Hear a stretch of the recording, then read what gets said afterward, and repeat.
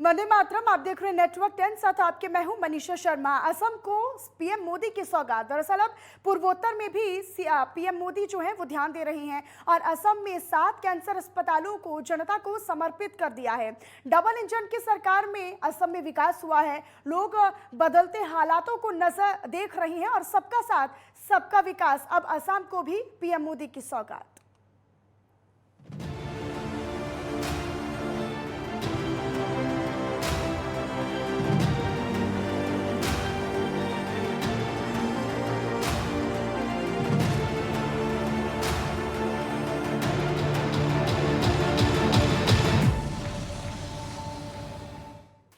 तो असम को पीएम की सौगात। दरअसल प्रधानमंत्री नरेंद्र मोदी ने असम को सेहत की सौगात दी है। उन्होंने 7 कैंसर अस्पतालों को लोगों को समर्पित किया है। उन्होंने इस दौरान ये भी कहा कि आप देख सकते हैं कि जहां कहीं भी डबल इंजन वाली सरकार है वहां विकास की रफ्तार कितनी तेज है। पीएम मोदी ने ये कहा कि ये सुखद संयोग है कि आज जब देश आज़ादी का अमृत महोत्सव मना रहा है तब हम इस धरती के महान सपूत लचित बोरफुकान की 400वीं जन्म जयंती भी मना रही हैं। उनका जीवन राष्ट्रभक्ति और राष्ट्र शक्ति की प्रेरणा है। कार्बो आंगलुंग से देश के इस महान नायक को मैं नमन करता हूं। साथ ही साथ पीएम मोदी ने यह भी कहा कि डबल इंजन की सरकार जहां भी हो वहां सबका साथ सबका विकास, सबका विश्वास और सबका प्रयास की भावना के साथ काम करती है। और आज ये संकल्प कार्बी आंगलुंग की धरती पर फिर से सशक्त और मजबूत हुआ है। असम की अस्थायी शांति और तेज विकास के लिए जो समझौता हुआ था उसको जमीन पर उतारने का काम तेजी के साथ किया जा रहा है। आज असम में भी 2600 से ज्यादा अमृत सरोवर बनाने का काम शुरू हो चुका है। सरोवरों का निर्माण पूरी तरीके से जन भागीदारी पर आधारित है। तो आज असम को प्रधानमंत्री नरेंद्र मोदी ने ये बड़ी सौगात दी है। स्वास्थ्य के क्षेत्र में असम को ये बड़ी सौगात पीएम मोदी के द्वारा दी गई है।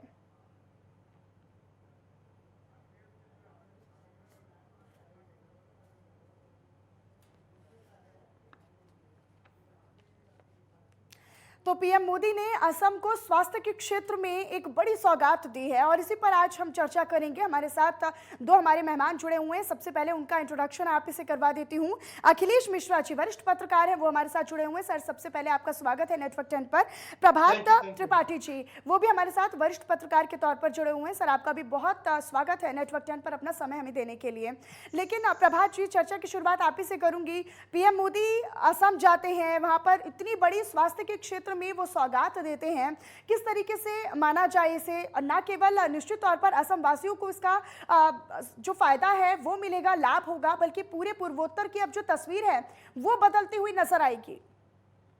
देखिए, निश्चित तौर पे मनीषा जी, जिस तरीके से प्रधानमंत्री नरेंद्र मोदी कश्मीर से कन्याकुमारी तक जिस तरीके से काम भारतीय जनता पार्टी की सरकारें कर रही है, डबल इंजन की सरकार और खास तौर से केंद्र की सरकार, ये निश्चित तौर पे एक भारतीय जनता पार्टी के लिए ने एक संकेत दे रखा है पूरे देश को कि अन्य राज्यों में जो विपक्ष की पार्टियां हैं वो इससे सीखें। देखिए, सबसे बड़ी चीज पूर्वोत्तर राज्य में जिस तरीके से एक बोडो लैंड की एक बहुत बड़ी समस्या थी और बोडो लैंड के बाद जिस तरीके से शांति और अमन चैन वहां कायम हुई और पूर्वोत्तर में करोड़ रुपए की जो योजनाओं को आज प्रधानमंत्री नरेंद्र मोदी ने कार्बी आंगलॉन्ग में जो है एक पूरी रैली की और उन्होंने जिस तरीके से पशुपालन के क्षेत्र में, शिक्षा के क्षेत्र में और जिस तरीके मानव संसाधन का निर्माण और योजनाओं को राष्ट्र के नाम और असम के नाम समर्पित किया और कैंसर जो अस्पताल बनाए जा रहे हैं डिब्रूगढ़ में, ये एक बहुत बड़ा एक प्रयास है भारतीय जनता पार्टी की डबल इंजन की सरकार का।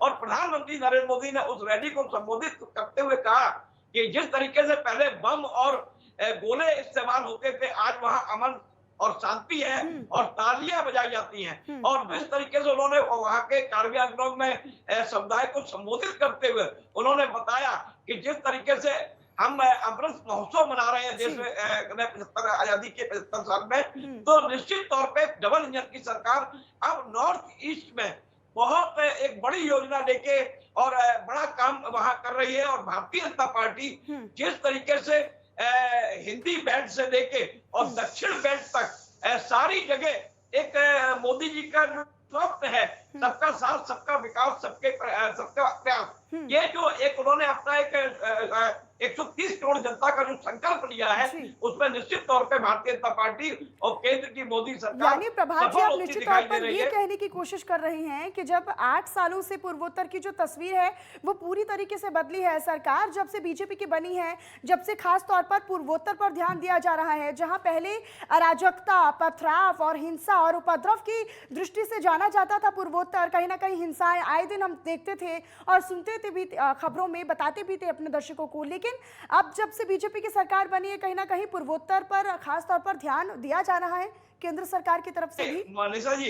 मनीषा जी, जिस तरीके से निश्चित तौर पे जब 2014 के पहले जो भी सरकारें इस देश में रही, और वहां पे जिस तरह बोडो की एक सबसे बड़ी एक समस्या थी, बोडोलैंड बनाने की बात हुई, और वहां पे जिस तरीके से असम नॉर्थ ईस्ट में गोला बारूद इस्तेमाल होता था और अमन चैन वहां नहीं रहता था, हमेशा वहां दंगे होते थे, वहां लड़ाई फसाद होता था। तो इस तरीके से जो 14 के बाद प्रधानमंत्री नरेंद्र मोदी का एक संकल्प है कि पूरे देश में, देखिए आज हमारा जो देश विभिन्न भाषाओं में और विभिन्न प्रांतों में जो एक सेकुलर कंट्री जिस तरीके से मानी जाती है, इस हमारी हिंदी भाषा, अंग्रेजी भाषा, हर क्षेत्रीय भाषा, हर एक को तरजीह दी है प्रधानमंत्री नरेंद्र मोदी ने। वो आज जो असम का दौरा है, और अभी डिब्रूगढ़ में 7 कैंसर अस्पताल वहां इंस्टीट्यूट टाटा के सहयोग से खोले जा रहे हैं, तो ये निश्चित तौर पे एक बड़ा प्रयास है भारतीय जनता पार्टी की, मोदी सरकार की, और मैं तो ये कहूंगा प्रधानमंत्री नरेंद्र मोदी ने कोई क्षेत्रवार किसी के साथ भेदभाव नहीं किया है। उन्होंने चारों दिशाओं में काम किया है, चाहे वो पूर्वोत्तर हो, चाहे पश्चिम हो, चाहे अखिलेश उत्तर हो, मिश्रा चाहे जी भी दक्षिण हमारे हो। साथ जुड़े हुए हैं, अब उनका भी रुख कर लेते हैं एक बार। अखिलेश जी, अब आपको क्या समझ में आता है, किस तरीके से आप देख रहे हैं? क्योंकि बीते वक्त हम देखते थे, जैसा कि प्रभात जी भी जिक्र कर रहे हैं, कि 2014 से पहले जो पूर्वोत्तर की तस्वीर थी वो कुछ और थी। अराजकता, उपद्रव और कहीं ना कहीं हिंसा की हम खबरें देखते थे और हिंसा के तौर पर वो जाना जाता था। कहीं ना कहीं पथराव आए दिन होते थे, वहां पर ऐसी ही तस्वीरें सामने आती थी। और अब चूंकि 8 साल केंद्र सरकार को हुए और केंद्र सरकार जब से आई, खासतौर पर पूर्वोत्तर पर ध्यान दिया जा रहा है, क्या तस्वीर बदलती नजर आई है? क्या हालात बदलते नजर आए हैं पूर्वोत्तर के? क्या मानते हैं?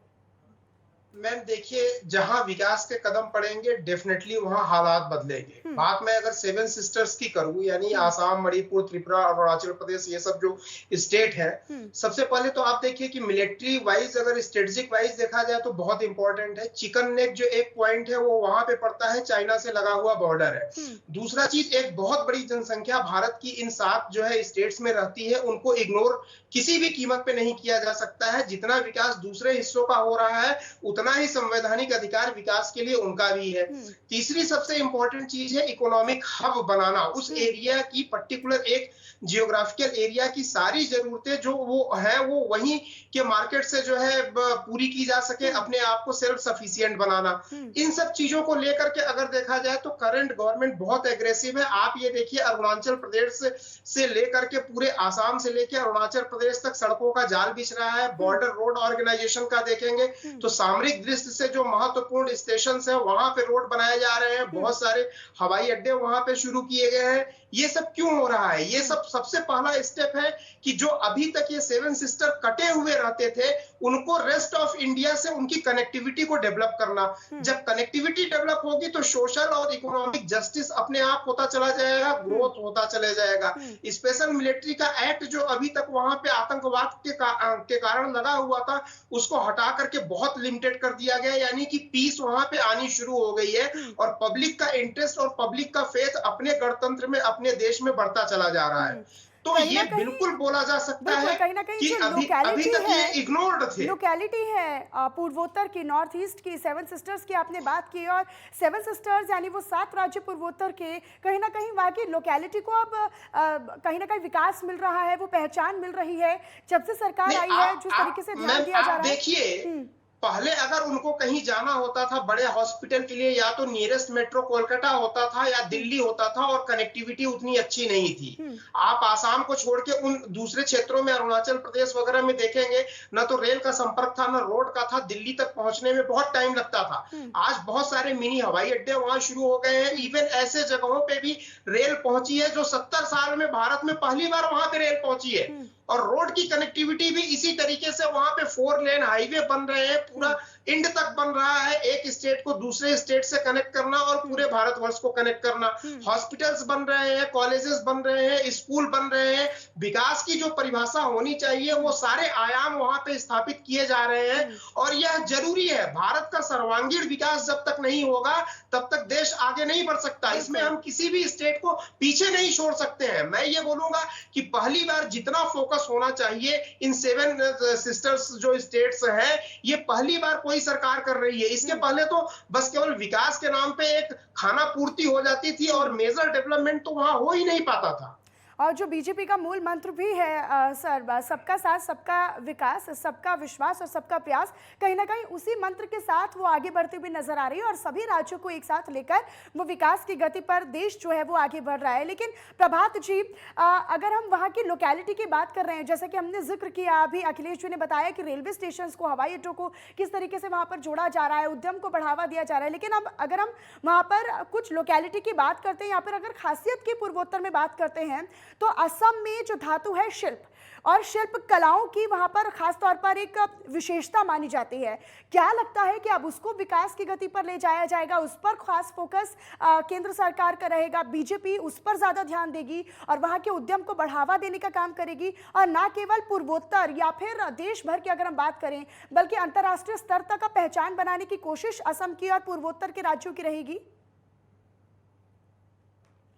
तरीके से हमारे देश में कई राज्य राजधानी से कटे रहते थे और निश्चित तौर पे जब देश का डेवलपमेंट और विकास होगा, जैसे कि अभी मिश्रा जी कह रहे थे कि सड़क और आपका रोड और ब्रिजेस और जो छोटे छोटे एयरपोर्ट और रेलवे कनेक्टिविटी, देखिए जब डेवलपमेंट होगा तो विकास वही होगा जहां अमन, चैन और शांति होगी। अगर अमन, चैन, शांति नहीं होगी तो डेवलपमेंट नहीं हो सकता है। अरुणाचल प्रदेश में जिस तरीके से चाइना लगातार हमारे क्षेत्र में कब्जा कर रहा है और जिस तरीके से पूर्वोत्तर इन राज्यों में एक हिंसा होती थी और जिस तरीके से बांग्लादेशी या रोहिंग्या जो बंगाल है, असम है और ये आपका त्रिपुरा है और ये जो सब सारे राज्य है, यहाँ पे अमन, चैन नहीं था, हिंसा होती थी। तो हिंसा युक्त राज्यों में डेवलपमेंट नहीं हो सकता है। डेवलपमेंट वही होगा जहां पे शांति होगी। अब जिस तरीके से उत्तर प्रदेश में योगी सरकार का मॉडल पूरे देश में लागू किया गया, 1 डिस्ट्रिक्ट 1 प्रोजेक्ट योजना चालू की गई।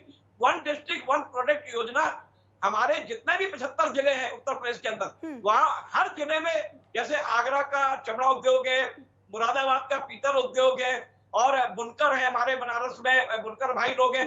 इसी तरीके से असम राज्य में जो डेवलपमेंट है वहां पे जिस तरीके से हस्तशिल्प कला के लोग हैं या और भी चीजें हैं, चाय के बागान है, तो ये जो 1 डिस्ट्रिक्ट 1 प्रोजेक्ट योजना हमारे यूपी में लागू हुई, जो विशेषता है, पूर्वोत्तर की जो विशेषता है, लोकेलिटी है, कहीं ना कहीं उसको बढ़ावा देने की बहुत जरूरत है, क्योंकि हमने देखा कि बीते काफी लंबे वक्त से वो पिछड़ा हुआ था, अछूता था और अब जिस तरीके से उस पर ध्यान दिया जा रहा है और ना केवल असम, प्रभात जी, बल्कि इससे पहले भी वो कई पूर्वोत्तर के राज्यों में दौरा करते हैं, पीएम मोदी वहां पर जाते हैं, लोगों में उनकी जो लोकप्रियता है वो भी खास तौर पर देखने को मिलती है। लेकिन अब अखिलेश जी का, बिल्कुल अखिलेश जी का एक बार मैं कुछ करना चाहूंगी। अखिलेश जी, एक चीज और मैं कहूंगा, एक चीज मैं और कहूंगा कि मोदी जी की जो लोकप्रियता, देखिए मोदी जी जब अभी गए कार्बी आंगलॉन्ग में और वहां पे उन्होंने प्रोटोकॉल को तोड़ते हुए असम के वहां के नागरिकों से हाथ मिलाया और एक प्रधानमंत्री की एक सबसे बड़ी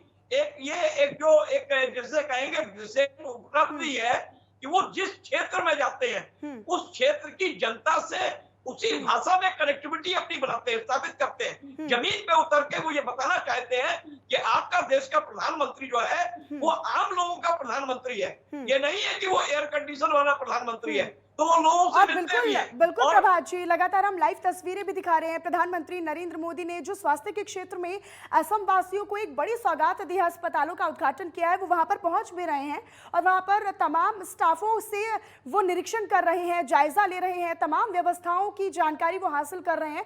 लगातार हम अपने दर्शकों को वो तस्वीरें भी दिखा रहे हैं जिस तरीके से आपने अभी जिक्र किया कि वो लोगों के बीच पहुंचते हैं और वहां पर वो ना बतौर देश के प्रधानमंत्री बल्कि लोगों के प्रधानमंत्री के तौर पर वो वहां वहां पर पहुंचते हैं और ये कहीं ना कहीं उनकी छवि भी नजर आती है, जिस तरीके से वो अभी हमने आपको जिक्र करके बताया और तस्वीरों में भी हम लगातार दिखा रहे हैं, निरीक्षण कर रहे हैं। वो जिन अस्पतालों की सौगात असम वासियों को दी गई है उनका जायजा ले रहे हैं और लाइव तस्वीरें हम लगातार अपने दर्शकों को भी दिखा रहे हैं। लेकिन अखिलेश जी, इसी बीच देखिए प्रधानमंत्री नरेंद्र मोदी ने इस दौरान बहुत सारी बातें कही, लेकिन सबसे अहम जो बात रही वो उन्होंने ये कही कि असम में या फिर हम पूरे पूर्वोत्तर के अगर राज्यों की बात करते हैं, सातों के सातों राज्यों में जब से सरकार बनी है इन बीते 8 सालों में 75% हिंसा, उपद्रव और जो हिंसा की खबरें हैं वो कम हुई हैं। क्या मानते हैं, क्या वाकई में आंकड़ों में कमी आई है, हिंसा के आंकड़ों में कमी आई है बीते 8 सालों की अगर हम बात करें? नहीं, बिल्कुल। देखिए, वहां पे इतने सारे विद्रोही ग्रुप बने हुए थे। अभी 2-3 साल पहले आप खबरों में जाकर के देखिए तो होम मिनिस्ट्री ने वहां पे सारे विद्रोही जितने भी ग्रुप थे जो लोग हिंसा फैलाते थे, उनसे बंदूक से नहीं बल्कि उनसे वार्तालाप से इस प्रॉब्लम को, मतलब इस समस्या का समाधान उन्होंने निकाला है। एक बहुत बड़ी कई राउंड की वहां पे मीटिंग हुई थी और इस समस्या का समाधान सक्सेसफुली भारत सरकार और सारे लोगों ने मिलकर के निकाल लिया है। सरकार ने यही कन्विंस करने की कोशिश की है कि भाई सब लोग विकास में भागीदारी बने, हम अपनी जिम्मेदारी को निभाने के लिए तैयार हैं, आप लोग हथियार छोड़िए। कोई मिलिट्री ऑपरेशंस तो वहां पे हुआ नहीं, तो वो बहुत लिमिटेड हो गया है, बहुत ज्यादा कमी आई है। और अगर ये कमी नहीं आई होती तो रोड वगैरह बनना, एयरपोर्ट बनना या जितने भी विकास के काम है ये पॉसिबल नहीं है। ये इस चीज को बताता है कि वहां की जनता विकास की विचारधारा में अब विश्वास करने लगी है। वहां की जनता को समझ में आने लगा है कि हम पूरे देश के साथ जुड़े हैं, इस देश के हम अभिन्न अंग हैं, इस देश का एक एक आदमी, इस देश का संविधान और इस देश और प्रदेश की सरकार हमारे उत्थान के लिए कृत संकल्प है। यही कारण है कि आप देखिए पिछले सालों में, विगत कई सालों में कई बार प्रधानमंत्री का डायरेक्ट दौरा वहां पे हुआ है। इसके पहले तो किसी भी प्रधानमंत्री का वहां दौरा आप 2014 के पहले उठा करके देख लीजिए, कितने प्राइम मिनिस्टर्स ऐसे हैं। प्रधानमंत्री मनमोहन सिंह का भी असम से एक रिलेशन था, वो वहां किराए पर रहते थे, शायद एड्रेस भी उनका चुनाव में वहीं का दिया गया था, वहीं से वो जो है सीट अपनी जीतते थे, राज्यसभा के लिए निर्वाचित होते थे। लेकिन क्या प्रधानमंत्री मनमोहन सिंह ने जाकर के वहां पे कभी भी पूरी जनता को संबोधित किया, उनका हालचाल जानने की कोशिश की? पहले के पूर्ववर्ती जो प्रधानमंत्री हुए थे वो नॉर्दर्न बेल्ट में या अपने इलेक्शन वाले बेल्ट में ही इंटरेस्टेड रहते थे, जहां से उनको चुनाव जीतना होता था।